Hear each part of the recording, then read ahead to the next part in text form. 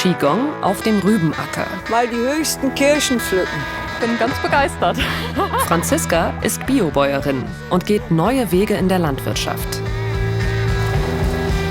Und jetzt teilen wir die Wolken. Richtig schön, dass der Rücken sich öffnet. Entspannung mit Qigong beim Unkrauthacken.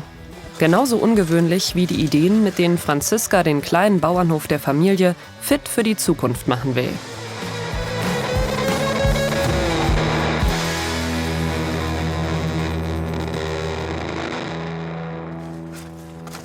Ich bin auf jeden Fall Überzeugungstäter im Ökolandbau. Ich bin natürlich schon verunsichert, wenn ich irgendwelche spitzfindigen Kommentare bekomme, klar. Aber mit jedem Jahr wächst das Selbstbewusstsein. Dass es richtig ist zu hacken und nicht zu spritzen wie die konventionellen Bauern ringsum. Qigong-Lehrerin Cornelia ist Teil der Hacktruppe, die Franziska beim Acker-Workout zur Seite steht.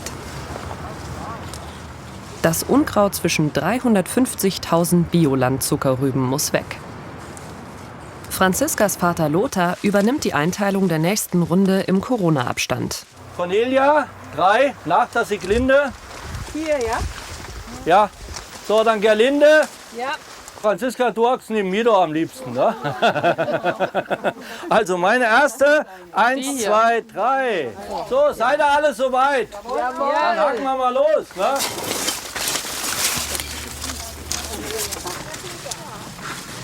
Hacken in der prallen Julisonne.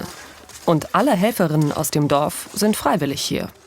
Als ich das erste Mal dieses Frühjahr hier mit dieser Hacktruppe dabei war und man hier durchzieht und einfach merkt, wie die Leute an der Straße langsam fahren und gucken, weil das so besonders ist, das ist einfach ganz toll. Und auch die Gespräche, die dabei entstehen. Man trifft sich einfach plötzlich wieder, ohne dass man sich jetzt irgendwie auf einen Kaffee trifft, sondern man arbeitet gemeinsam und man schafft was gemeinsam. Und wenn das Feld dann geschafft ist, dann ist das eben ein Gemeinschaftsding.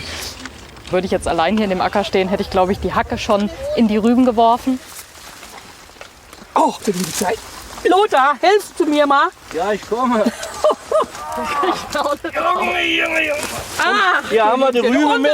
Hier, guck, hier die Rübe mitgehackt. Habe ich dir so anstrengend vorgestellt, Margarete? Ich komme aus der Landwirtschaft, ich kenne es. Ich musste es als Jugendliche mehr oder weniger auch schon immer machen. Früher habe ich es nicht so gerne getan, so als 17-, 18-Jährige. Aber jetzt mache ich es gerne. Ich war vorher auch schon dabei. Ich liebe die Arbeit auf dem Feld. Aber es ist schon anstrengend. Ja, das macht nichts. Ich bin ja Rentnerin, ich habe ja Zeit. Der Lohn für Margarete und ihre Mitstreiterin? Das gute Gefühl, etwas für den Anbau gesunder Lebensmittel zu tun. Und ein ordentliches Feldpicknick. Endlich Pause. So, Kuchen. Oh, den lecker. Danke. Hat jetzt jeder? Hast du den heute Morgen noch gebacken, Franziska? Nein, den hat die Mutti gebacken. Motivation für die nächsten Rübenreihen. Cornelia, entschädigt das ein Stück weit? Der leckere Kuchen? Also die Pause, so eine schöne Pause gibt's nur, wenn man 2 Runden gehackt hat. Franziskas Vater Lothar hatte die Felder entlang der Schwalm 30 Jahre lang konventionell bewirtschaftet. Unkrautspritzen auf diesem Rübenacker war für ihn nach 3 Stunden erledigt. Unkrautbeseitigung für Ökorüben dauert 650 Hackstunden. Das ist eine besondere Herausforderung, ohne Pflanzenschutzspritze, ohne mineralischen Düngerstreuer auszukommen. Ne? Wenn früher das Unkraut stand, hat man also 3 Herbizidbehandlungen hier in den Rüben gemacht, ist breiträumig mit der Spritze darüber gefahren und hat das Unkraut abgetötet. Ne? Jetzt muss man eben mit der Hand dran. Das ist also ein Problem, wo man sich richtig quälen muss. Ne? Und dann kommen wieder die anderen Landwirte, die dann vorbeifahren und mich dann beschauen. Er kommt jetzt mit der Schere an und schneidet die Disteln ab. Ne? Und dann fühlt man sich irgendwie manchmal wie auf Robinson Crusoe auf der einsamen Insel. Ne?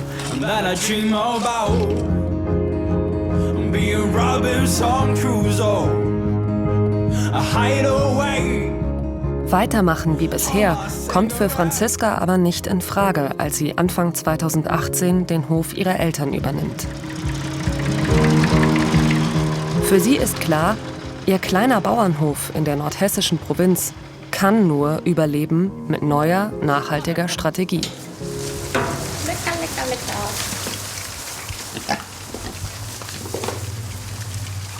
Viele Höfe haben einfach auch aufgegeben, auch weil ihnen dazu geraten wurde, weil immer gesagt wird, so kleine Höfe, die können gar nicht mehr existieren, die können gar nicht mehr ein Einkommen erwirtschaften, was eben für eine Familie reicht. Und ja, bei uns ist es auch immer wieder schwierig und man fragt sich immer wieder, ob das Sinn macht, diesen kleinen Hof zu erhalten. Für mich macht es einfach Sinn, weil es geht darum, eben die Orte auch am Leben zu halten.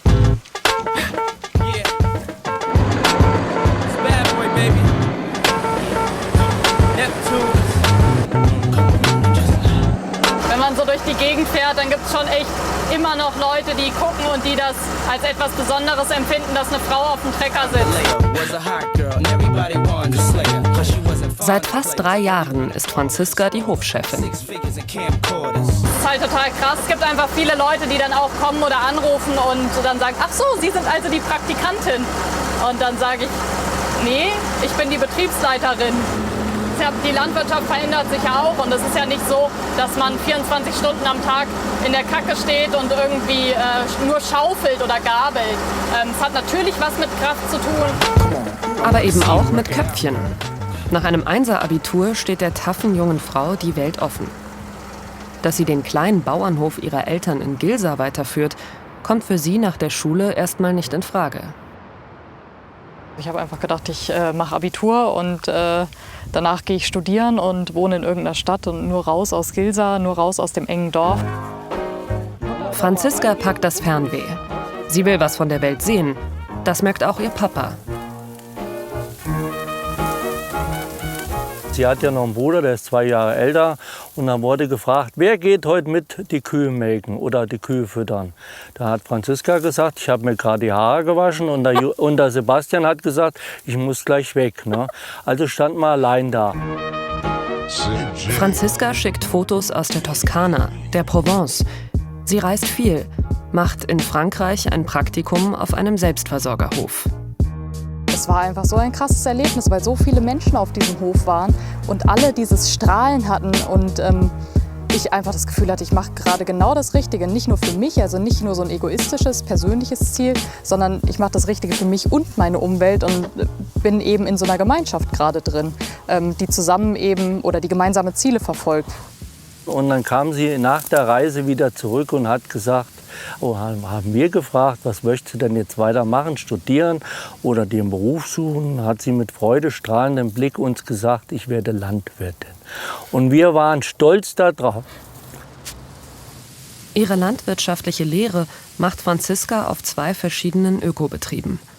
Dort findet sie Gleichgesinnte und sammelt Wissen darüber, wie man Landwirtschaft nachhaltig gestalten kann. Anders, als sie es von zu Hause kennt. Also während ich dann nach der Ausbildung gearbeitet habe, kam dann ein Anruf aus Gilsa mit der Aussage, der Papa hat Krebs. Und das hat uns natürlich alle erstmal umgehauen. Und da ist dann einfach die Frage aufgetaucht, ja, wie geht's denn eigentlich weiter? Franziska entscheidet sich, zurück nach Hause zu kommen und ihren Vater zu unterstützen zwischen Chemo und Feldarbeit. Da gehen wir mal gucken, wie es mit dem Unkraut aussieht. Ihre Bedingung, den Hof zu übernehmen, ist die Umstellung auf Öko. Was sagst du zu den Ähren oder allgemein zum Bestand? Ja, der ist doch auf jeden Fall schön dicht geworden dafür, dass es so trocken war im Herbst, als wir den gesät haben, oder? Ja. Franziska spritzt das Getreide nicht kurz. Deshalb ist ihr Roggen fast doppelt so hoch wie der ihrer konventionellen Kollegen. Die brauchen meist nur das Korn. Die Halme sind Abfall. Für uns ist auch das Stroh einfach von Bedeutung. Und wir pressen das natürlich auch zu Strohballen. Und das wird dann wiederum Einstreu für unsere Tiere. Und dann kommt dann am Ende des Winters der Mist aus dem Stall, der dann wieder den Dünger für die Felder gibt. Am Wochenende tauscht Franziska Arbeitsschuhe gegen Schürze im hofeigenen Café. Hier arbeitet sie gemeinsam mit ihren Eltern. Mama Jutta backt die Torten, möchte dabei aber lieber nicht gefilmt werden. Franziska steht hinter der Theke und Papa Lothar schmeißt den Service. Ich habe hier Tisch 18, ein Pott Kaffee, ein Milchkaffee und eine Schwarzwälder Kirschtorte, bitte. So, dann will ich mal die nächsten aufnehmen draußen. Schon vor 17 Jahren hatten Lothar und seine Frau die Idee für das Hofcafé im alten Schweinestall. Ein mutiger Schritt, um etwas dazu zu verdienen. Neue Bestellung. Fisch 17 bekommen Apfelschorle, 2-mal Himbeer-Cassis und ein Wasser. Fisch 19, 2-mal Milchkaffee, Pottkaffee, dann Eis, 2 Kugeln Vanille, Nuss, Schoko plus Sahne, eine Schwarzwälder und ein Bananensplit. Wer soll sich das jetzt alles merken? Ja, ich nur noch zur geistigen Auffrischung. So, du hast da auch nochmal aufgeschrieben. Habt ihr schon was fertig? Dann kann ich nochmal rausgehen. Ja, warte, das erste Tablett ist fertig. Das ist für Tisch 22. Ja, als Gastronom da, muss man sich ja jeden Weg sparen. Ja? Seine Krebserkrankung hat Lothar inzwischen gut überstanden. In der Landwirtschaft sind wir jetzt ab 12. Juli Demeterbetrieb, auch wieder eine ganz neue Herausforderung. Ne? Und Dankeschön. man muss sich Freude schaffen im Leben. Ne? Rechts 4 Frauen von mir und links 4 Frauen von mir. War eine ganz tolle Geschichte. Wir hatten Qigong-Lehrerin dabei, da haben wir schöne Übungen gemacht, ne, wenn der Rücken geschmerzt hat. Und am Ende waren wir alle sehr zufrieden, dass der Acker schön sauber ist. Ne? Ich wünsche den Damen recht guten Appetit. Dankeschön. Franziskas Eltern haben für das Café eine Gastroküche in die alten Stallungen eingebaut. Die selbstgebackenen Sahnetorten haben Tradition. Aber Franziska bringt auch ihre eigenen Ideen auf die Karte. Heumilcheis.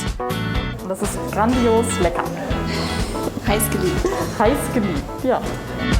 Und aus der Milch der eigenen Kühe, die nur mit frischem Gras und Heu gefüttert werden. Familie Klitsch aus Hamburg ist auf Heimatbesuch. Und Tochter Greta liebt Eis. Und Schweine. Ich finde es super, dass meine alte Heimat sich weiterentwickelt und dass die Tradition weiterlebt quasi.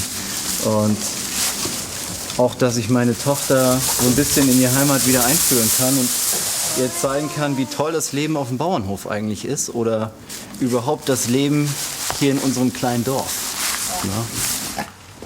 Das würden wir so in Hamburg City nicht erleben können. Ne? Wir haben hier kleine Spitzmäuse gefangen.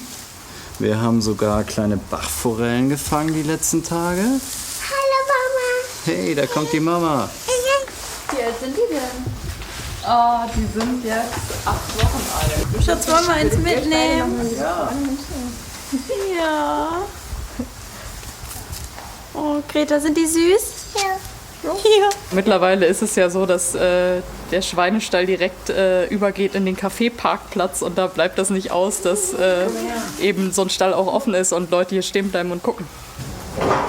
Was bei vielen Gästen eine gewisse Sehnsucht stillt, bedeutet für Franziska einen Haufen Arbeit und viel Zeit im Auto. Die 27-Jährige bewirtschaftet 2 Höfe. Regelmäßig fährt sie von Gilsa ins 200 Kilometer entfernte Hündlingsen, ein winziger Ort in der Soester Börde in NRW. Ich finde es auch entspannt, einfach im Auto zu sitzen und hier hochzufahren. Also es sind auch immer diese Entspannungsphasen zwischendrin. Bevor sie wieder auf dem Schlepper sitzt, auf der Miste von ihrem Freund Gregor. Der ist auch ein passionierter Ökobauer und Pächter des Hellweghofes, der mindestens 3-mal so groß ist wie Franziskas kleiner Bauernhof in Gilsa. Sie bewirtschaften ihre beiden Höfe gemeinsam. Alles zusammen zu machen macht natürlich viel mehr Spaß, birgt aber immer auch ein Konfliktpotenzial. Das ist nicht immer nur alles schön. Was denn jetzt? Soll ich den Hund nehmen? Nein, du sollst mitfahren, ist der große Wunsch. 4 Tage in der Woche arbeitet Franziska mit Gregor auf dem Hellweghof.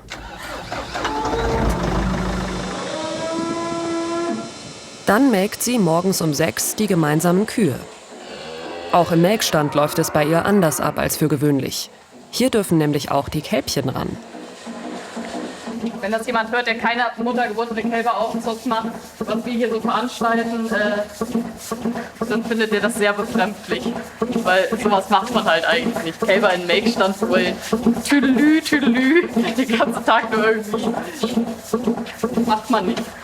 Kälber sind im Kälberstall und die Kühe sind im Kuhstall. Die Milch, die das Kälbchen trinkt, kann Franziska zwar nicht verkaufen, dafür steigert das Mutter-Kind-Melken die allgemeine Milchleistung. Wir versuchen das ja beim Melken so ein bisschen zu simulieren, indem wir sie vormelken und eben das Melkzeug auch noch so eine Stimulation hat. Das Kalb kann das einfach 1000-mal besser. Und das kommt dann an und schmatzt dann ein bisschen rum und dann macht die so wupp und dann kommt die Milch. Mehr Milch durch Glückshormone. Eine Melkmethode, die in Süddeutschland sehr viel häufiger praktiziert wird. Nördlich von Frankfurt sind Franziska und Gregor Vorreiter bei der muttergebundenen Kälberaufzucht. Sie setzen auf gute Haltungsbedingungen.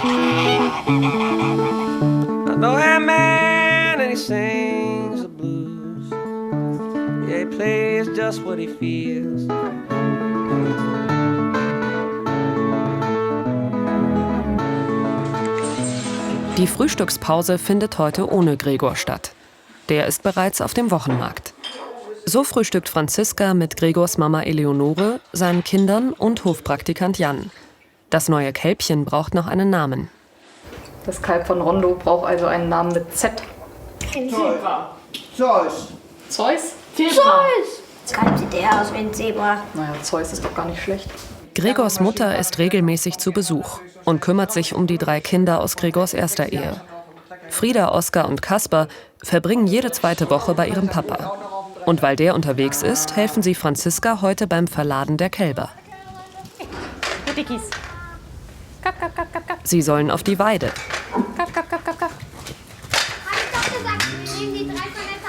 Ja. Oskar, nimm du mal das Tor in die Hand. Komm. Komm. Jan, du stellst dich mal kurz dahin. Ja, mach da ruhig noch ein bisschen. Ist gut. Ist gut.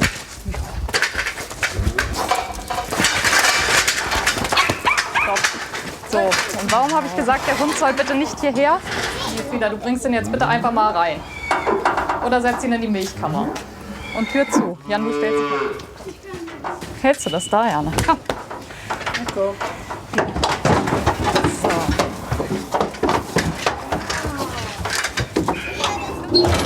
Jetzt fahren wir nach Wenigloh. Das ist so unsere Rindergrundschule. Also hier ist so der Kindergarten, da sind die mit ihren anderen Kälberkumpels und da sind die Mamas auch noch in der Nähe. Und jetzt geht's auf in die große, weite Welt.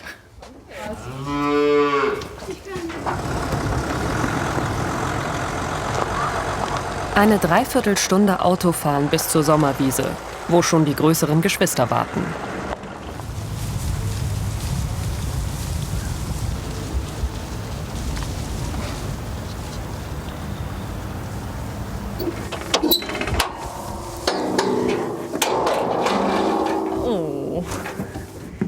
So, Mädels. Kommt raus. Kommt.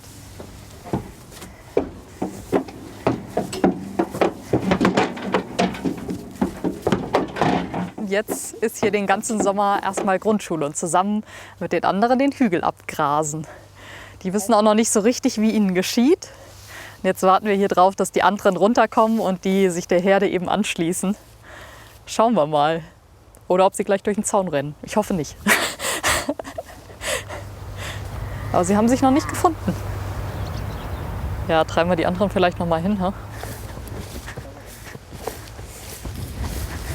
Ah.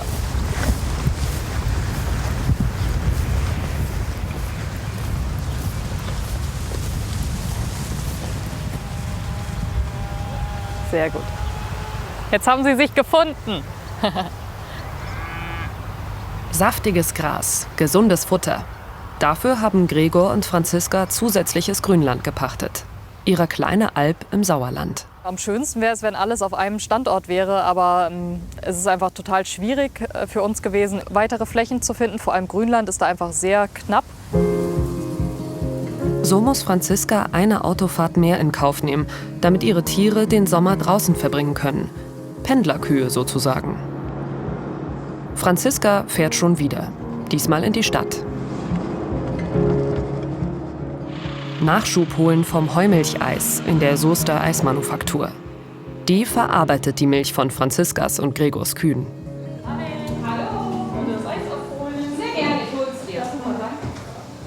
Die Milch von Franziskas Kühen wird nicht durch Erhitzen länger haltbar gemacht. Dadurch soll das Eis verträglicher sein und besonders cremig werden. Schokolade. Oh, weiße Schokolade. Und Mango, bitte Super. sehr. Dankeschön. Sehr gerne. 2 neue Sorten, die Franziska am Wochenende in ihrem Landcafé in Gilsa anbieten will. Gregor verkauft währenddessen das eigene Fleisch auf dem Wochenmarkt. 2-mal in der Woche ist er mit dem rollenden Hofladen unterwegs.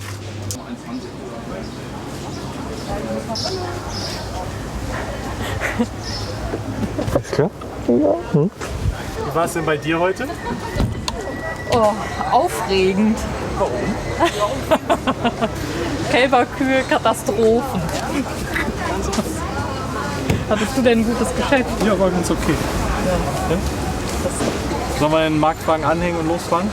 Ja. Gut. Ab nach Hause Mittagessen. Ab nach Hause. Ne?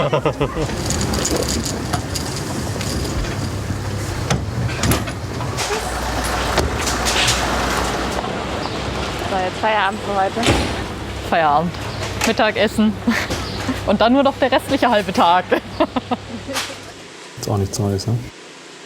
Ihre Mittagspause nutzen Franziska und Gregor, um in der virtuellen Hofbörse nach weiteren Flächen Ausschau zu halten. Zu weit weg. Sachsen-Anhalt. Zu weit weg.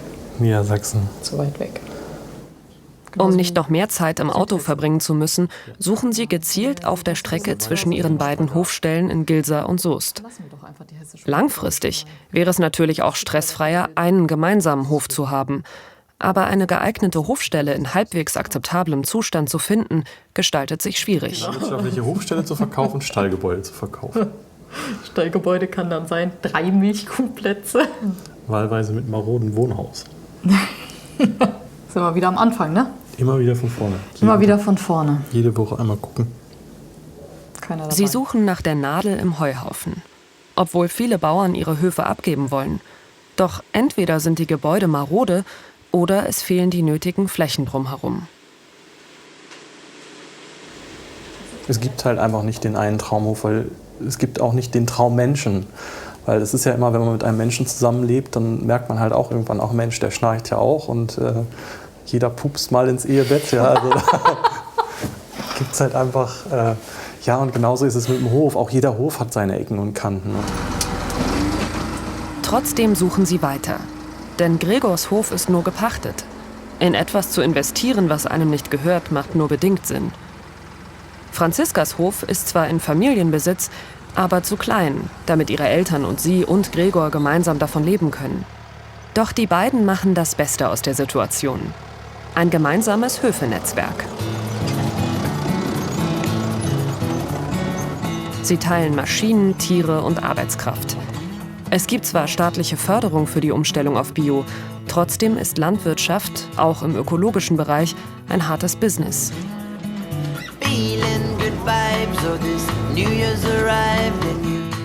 Auch deshalb ist Franziska möglichst breit aufgestellt. Zu Hause in Gilsa hat sie ein buntes Blumenfeld gesät. Jeder, der vorbeikommt, darf gegen Bezahlung pflücken. Ein kleiner Zuverdienst zum Hauptgeschäft. So ein Arbeitsplatz in der Landwirtschaft ist einfach ziemlich teuer. Also es ist eben kein Start-up im klassischen Sinne, wo es ausreicht, dass man einen Computer und eine gute Internetverbindung hat.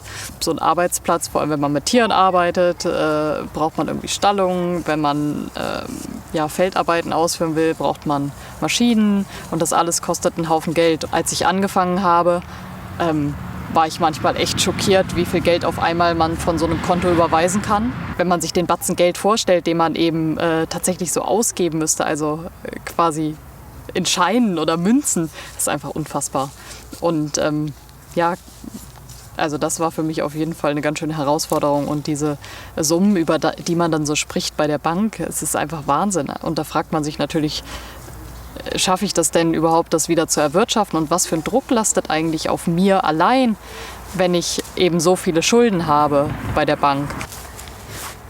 Deshalb haben sich Franziska und Gregor etwas Ungewöhnliches einfallen lassen, um ihre Umstellung auf Bio zu finanzieren. Statt Kredit bei der Bank aufzunehmen, vergeben sie Genussrechte an private Geldgeber. Du kommst ja auch perfekt zur reichen Ernte dieses Jahres. Und ich habe dir einfach mal ein paar Kartoffeln auch zusammengestellt. Also wir haben da Privatleute leihen Franziska Geld und bekommen statt Zinsen alles, was der Hof zu bieten hat. Das ist unten die blaue Anneliese, dann kommt die Laura mit der roten Schale und danach die Annabelle in klassisch gelb-gold. alles in Handarbeit. Also wir sind halt überhaupt nicht mechanisiert. Also die Technik ist irgendwie aus den 60er Jahren. Und ja, dieses Jahr war die Ernte noch nicht so gut, aber wir haben auf jeden Fall vor, die Kartoffelfläche zu erweitern und überlegen gerade in den Kartoffelroder aus 1980 zu investieren. Okay. Also 1.000 € vielleicht. Und dann, genau. Das klingt doch gut. Müssen die Eltern nicht mehr auf den Knien liegen beim Kartoffeln sammeln. Auch wenn er da mal Hilfe braucht, sagt einfach Bescheid, dann helfe ich euch auf gerne. Den Kartoffelroder, das ist auch eine gerne. sehr schöne Tätigkeit. Also würde ich gerne mithelfen. Ja. Ja, Also sowas das macht ist mir cool. Spaß. Ja. Super. Bin ich dabei. Schön. Das ist einfach Heimat und Erholung für mich, ja, wenn man in der Schnelllebigkeit von der Stadt immer unterwegs ist, hierher zu kommen aufs Land und dann auch die Franzi zu treffen, das ist super. Also da freue ich mich jedes Mal und das ist ganz klasse. Und auch ein Grund zu investieren. Auf jeden Fall, auf jeden Fall. Das ist was Regionales, was Nachhaltiges und genau sowas habe ich gesucht und bin super happy, dass ich jetzt Genussrechtler bin. Die Saarbrücker Professorin Jana Timm ist immer noch in ihrer Heimatregion verwurzelt und investiert aus Überzeugung prompt 5.000 €. Dass die Franzi mit vollem Eifer und mit dem ganzen Herzen dabei ist. Und das war mir auch wichtig, weil ich eben auch was gesucht habe, wo ich mich auch mit identifizieren kann. Und das habe ich hier zu 100% gesehen. Und deswegen war es für mich, habe ich überhaupt nicht lange gezögert. Ein Privatkredit, der Franziska ruhiger schlafen lässt als Schulden bei der Bank. So einen Sack Kartoffeln kann ich mal eben rausgeben, das tut mir nicht weh. Und das ist eben ganz schön, weil man sich dadurch natürlich auch den ersten Kundenstamm aufbaut. Und in Zukunft sollen eben auch die Ferienwohnungen dazukommen, sodass man dann eben bei uns auch übernachten kann und dann eben ein Frühstück dazu bekommt. Jeden Sonntag backt Franziska frische Brötchen. Der letzte Metzger im Ort, der auch Brötchen verkauft hat, hat im vergangenen Jahr zugemacht. Jetzt steht Franziska immer sonntags noch vor dem eigentlichen Kaffeebetrieb ab 5 in der Backstube. Ich frage mich manchmal auch, warum mir das eigentlich wichtig ist, weil ich schlafe auch ganz gerne aus. Ich war mal eine Zeit in Italien und da war das, und auch in Frankreich war das total gang und gäbe, dass man sich halt irgendwie mal in so einer Bar auf einen Espresso traf. Und das fand ich immer total cool, wenn da die Leute saßen und sich einfach nur kurz getroffen haben. Und die Kultur gibt es ja in Deutschland ganz, ganz wenig und vor allem auf dem Dorf nicht. Und so ist es aber hier Sonntagmorgens. Also für die Dauer eines Milchkaffee tauscht man eben die neuesten Neuigkeiten aus. Und bei Kümmel gibt es ja die das absolut hassen und die sich darüber total abfeiern und Kümmelseelen mit Marmelade essen. Ich gehöre zu den Leuten, die Kümmelseelen mit Marmelade essen. 300 Brötchen verkauft sie jeden Sonntag. Nee, morgen gibt es auch nicht mehr. Dann hätte ich noch gerne einen Vollpack. 2,50 €. Okay. Für uns ist es gut, persönlich, wenn wir direkt nebenan wohnen, ne, und dann einfach nur hierher kommen bauen. Ne. Das ist nicht kein weiter Weg. Manche holen Brötchen für zu Hause, manche frühstücken direkt im Café. Einmal im Monat ist das möglich und die Nachfrage ist inzwischen so groß, dass Franziska immer wieder Gäste auf den nächsten Monat vertrösten muss. Das ist das kleine Süße mit Schnittlauch. Leckeres Landfrühstück statt Zinsen, wenn man Genussrechtler ist. Das regionale und nachhaltige Investmentangebot findet immer mehr Anhänger. Insgesamt 20.000 € hat Franziska auf diese Weise schon gesammelt. Das meiste Geld ist in die Umstellung auf Bio- und in Stallungen für ihre Tiere geflossen. Schräg gegenüber vom Café liegt ein altes Fachwerkhaus. Hier will Franziska ihre Pläne mit Ferienwohnungen umsetzen. Das Haus haben wir vor 3 Jahren gekauft und ja, seitdem sind wir da irgendwie ein bisschen am Renovieren. Können wir mal reinschauen? Wir können auch mal reingucken, aber keinen Schock bekommen. Ein Wasserschaden hat ihr ambitioniertes Projekt erstmal gestoppt. Wenn ich hier reinkomme, habe ich immer das Gefühl, ich sehe mein eigenes Versagen. Ich war einfach völlig naiv. Ich habe hier ja angefangen 2017 zusammen mit Gregor und es war irgendwie alles möglich. Die Häuser und die Höfe waren relativ günstig und keine Ahnung, dieses Thema Ferienwohnung in Verbindung mit dem Landcafé fand ich einfach super. Und wir sind hier durchgelaufen und ich habe mich irgendwie gefühlt wie in so einem Märchen. Es war alles total verwinkelt. Wir sind irgendwo reingegangen und kamen irgendwo wieder raus. Und Fachwerkhäuser üben seit jeher absoluten Charme auf mich aus. Und deshalb haben wir das dann einfach gemacht, weil gefühlt konnte man nicht viel falsch machen. Als dann dieser Wasserschaden hier auftauchte und ich gemerkt habe, was da alles dranhängt und was das überhaupt bedeutet, ein Haus zu haben und die Verantwortung dafür zu haben, da ist mir schon echt manchmal ganz schön schlecht geworden. Und das wird es auch manchmal immer noch. Aber wir geben nicht auf und warten immer noch auf die vorbeireisenden Zimmermänner auf der Walz, die dann innerhalb eines halben Jahres hier alles ganz toll machen. Der Hafer ist reif. Gregor ist mit dem Mähdrescher aus Westfalen angereist, um die Felder in Nordhessen zu ernten. 5 Stunden mit 30 Sachen auf der Landstraße. Eine Aktion, die sich trotzdem lohnt, wenn sich 2 Höfe damit eine 100.000 € teure Erntemaschine teilen können. Bevor Franziska zu Gregor aufs Feld fährt, muss sie sich noch um den Sperrmüll kümmern. Damit sie zumindest hier in ihrem Elternhaus mit dem Ferienwohnungsprojekt weiterkommt.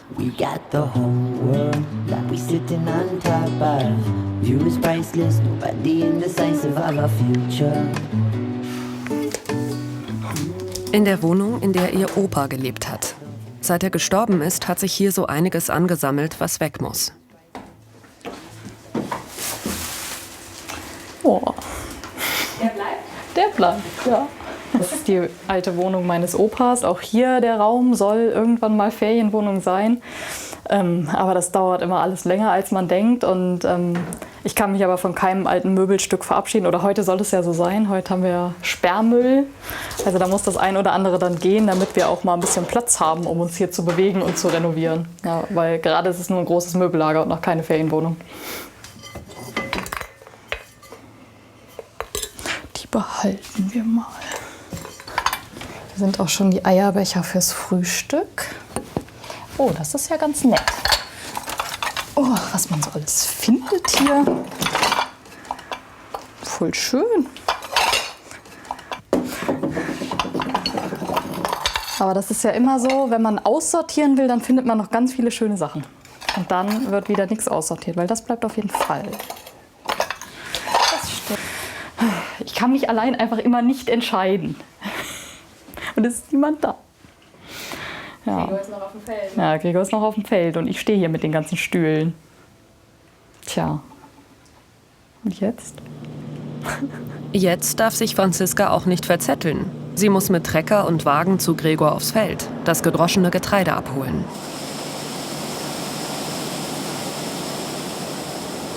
Ja, jetzt ist auf jeden Fall gerade Erntehochsaison. Also wir bewegen uns irgendwie immer zwischen Heuschnitt und Getreideernte und das eben auf unterschiedlichen Standorten. Der Stresspegel ist schon ziemlich hoch. Ne? Jetzt ist halt gerade alles dran, alles auf einmal reif. Jetzt geht's los.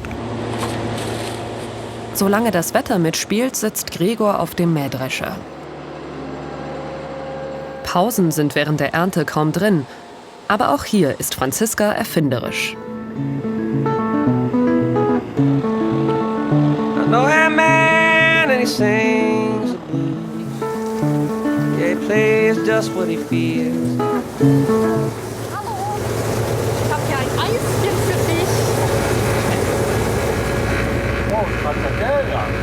Heck wird schon mit Eis auf dem Mähdrescher gefüttert. Nur spezielle Scholzis. Denn nur die können so wunderbar Mähdrescher fahren. Meint zumindest Franziska. Franziska weigert sich bisher standhaft, Mähdrescher zu fahren. Sie hat bei dem Mähdrescher davor das probiert und dann war sofort irgendwas kaputt und seitdem ist da irgendwie eine Blockade. Ich trieze sie schon ein bisschen, dass sie immer mal wieder das versuchen soll, aber ich esse auch gerne Eis von ihr, so ist das nicht. Begeisterung für ihre Arbeit und füreinander. Auch wenn es mal hakt, wie beim Abbauen des Weidezauns. Ja, es klappt ganz hervorragend wieder. Probleme lösen wir sofort. Ich ziehe an gar keinem Ende. Ich habe das Ende da. Ich weiß noch nicht, wo das ist. Das ist hier, so alles schon fertig. Alles schon fertig. Zack, stramm. Wenn ich dich nicht hätte. Ja. Soll ich mal wickeln? Nee.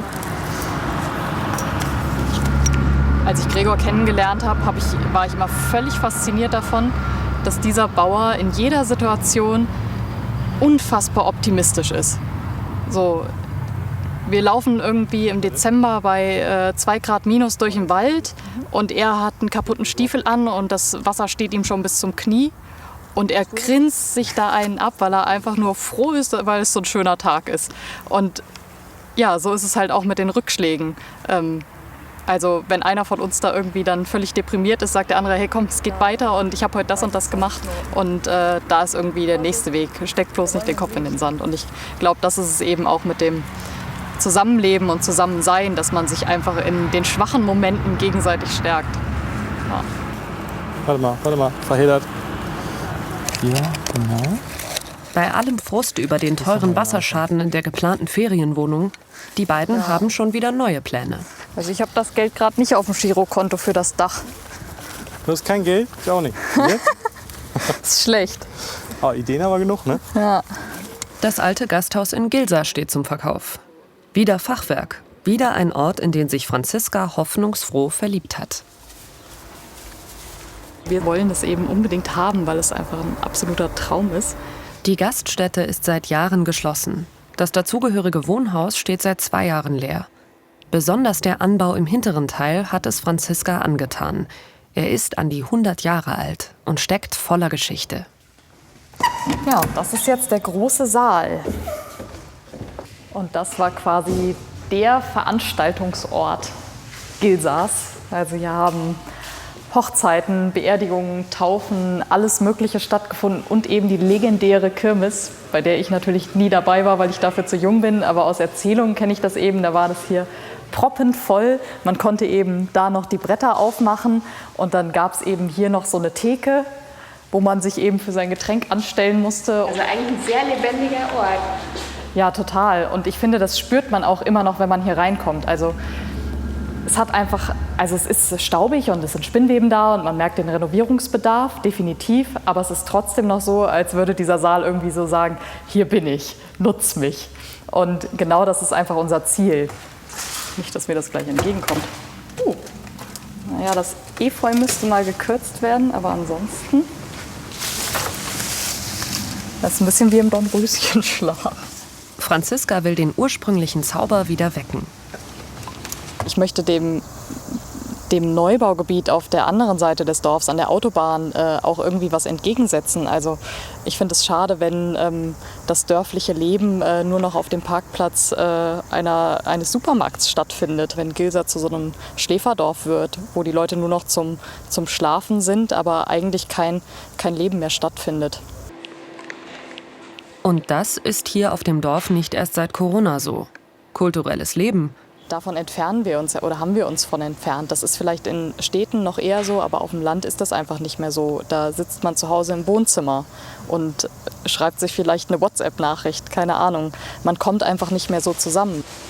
Franziska will wieder Kunst und Kultur aufs Land bringen. Aber sie will auf keinen Fall wieder auf die Nase fallen mit dem Kauf einer neuen Immobilie. Diesmal wollen sie und Gregor nicht selbst kaufen, sondern kaufen lassen. Von der Bioboden, einer Genossenschaft, die Projekte von Ökolandwirten finanziell unterstützt. Uwe Greff von der Genossenschaft ist aus Berlin angereist, um sich ein Bild vom Objekt zu machen. Das ist schon ein toller Ort. Ja. Und wenn da drin zukünftig wieder was stattfindet, wo die Menschen hier auch raus können ins Freie, das finde ich schon fantastisch. Wir sind ja glücklich über jeden im ländlichen Raum, der mit Energie etwas will. Und zwar nicht nur für sich selber, sondern auch für die Gemeinschaft. Wir müssen wieder die Menschen, die die Produkte von den Höfen gerne haben wollen, weil sie die kaufen in der Stadt, die müssen wir wieder begeistern, sich auch für die Landwirtschaft zu engagieren. Und auch daraus ist die Idee entstanden, wir gründen eine Genossenschaft, wo wir letztendlich die Städter begeistern. Die sollen Mitglied werden, die sollen sich engagieren, damit wir auf dem Land solche junge Landwirte bundesweit unterstützen können. Für Franziskas Pläne gibt die Genossenschaft über 100.000 € aus. Sie kauft das Haus und bezahlt die erste Instandsetzung. Ich denke, dass wir nächste Woche dann den Vertragsentwurf kriegen. Dann können die den Vertrag bekommen und dann in 2 Wochen können wir dann Unterschrift leisten. Vor Weihnachten. Ja, genau. So geht Franziska selbst ein überschaubares Risiko ein. Sie kauft nicht, sondern mietet von der Genossenschaft. Renovieren wollen Gregor und Franziska möglichst viel in Eigenleistung. Das Werkzeug. Einmal ein Spaten, Gabel, Rechen, Sense. Falls noch was um die Bäume zu mähen ist. Gregor, greife an. Mit Hilfe von Papa Lothar und freiwilligen Helfern verschaffen sich Gregor und Franziska Zugang durch die Hintertür. Franziska hofft, noch viel mehr Mitstreiter zu finden, die das Haus nutzen und etwas zur Miete beisteuern. Stefan Pollmecher vom regionalen Kulturnetzwerk ist vorbeigekommen. Das will Spenden für die Sanierung des alten Dorfmittelpunktes sammeln. Für uns ist das sozusagen die Zukunft in dem Netzwerk. Wir sind alles alte Säcke, ja, 60 plus X. Wir brauchen junge Leute, die sowas voranbringen. Auch Bianca Belz will mithelfen. Sie ist Yogalehrerin und entdeckt ihre Heimat gerade neu. Sie ist viel unterwegs und wäre jetzt eigentlich in Mexiko, wäre dann nicht Corona. Jetzt sitzt sie in Nordhessen fest, fühlt sich aber unerwartet wohl. Der Raum hat eine unglaublich tolle Energie. Und auch jetzt mit der Sonne und dem Wind, es ist, als bringt er gerade neues Leben hier rein. Und auch der Herbst, es ist total schön. Es ist, als werden so die alten Blätter gerade runtergeweht und es kommt so ganz frische, neue Energie gerade hier rein. Und was kannst du ganz persönlich dir hier vorstellen? Ich sehe hier unglaublich viel Platz für Begegnungen und Zusammenkunft und Leben. Und ich persönlich könnte mir unglaublich gut vorstellen, hier Yoga zu unterrichten oder Seminare und Workshops zu geben. Es ist ein mega, mega, mega schöner Raum. Ich freue mich gerade total. Ich freue mich gerade mit Franzi richtig toll mit. Aufbruchsstimmung in Gilsa.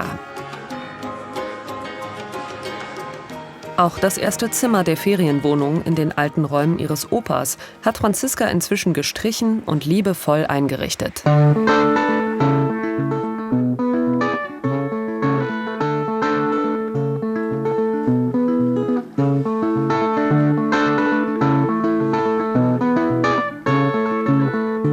Drin wird's langsam gemütlich. Draußen Herbst.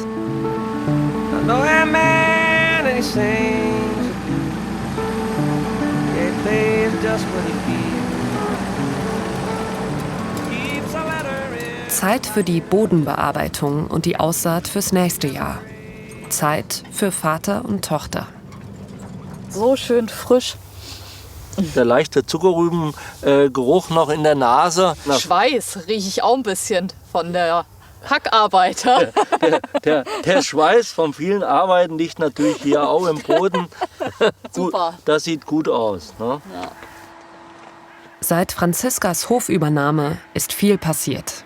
Ja, ich habe damit halt überhaupt nicht gerechnet, dass meine Eltern, die so lange konventionell gewirtschaftet haben, das einfach so übernehmen können mit der Ökolandwirtschaft. Und wenn ich dann aber so Momente erlebe, wie jetzt mit meinem Vater hier auf dem Feld, wo er selbst in den Boden greift und sagt, ja, das hier ist, das riecht gut, das fühlt sich gut an, so und so muss das aussehen, dann ist es natürlich großartig.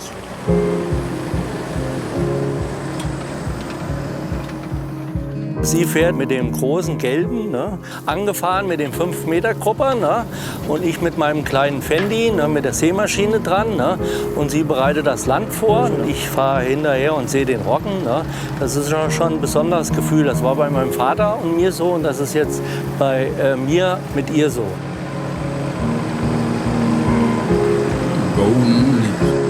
Toll, also eben habe ich gedacht, boah, das Radio läuft, die Sonne scheint, es riecht so schön nach diesem Boden und der Papa fährt nebenan und das macht auch einfach total Spaß. And then I dream about being Robinson Crusoe, a hideaway on my cigarette. Wir sind immer noch da und wir sind halt einfach auch als kleiner Betrieb immer noch da, wo alle schon vor 10 Jahren gesagt haben, das ist ein Betrieb, der hat halt einfach keine Überlebenschance. Ich habe in den letzten 2 Jahren gemerkt, ja, auch viele kleine Schritte führen zum Ziel und bringen uns dahin, wo wir hinwollen. Und man muss sich nur ganz sicher sein, dass man das auch machen will.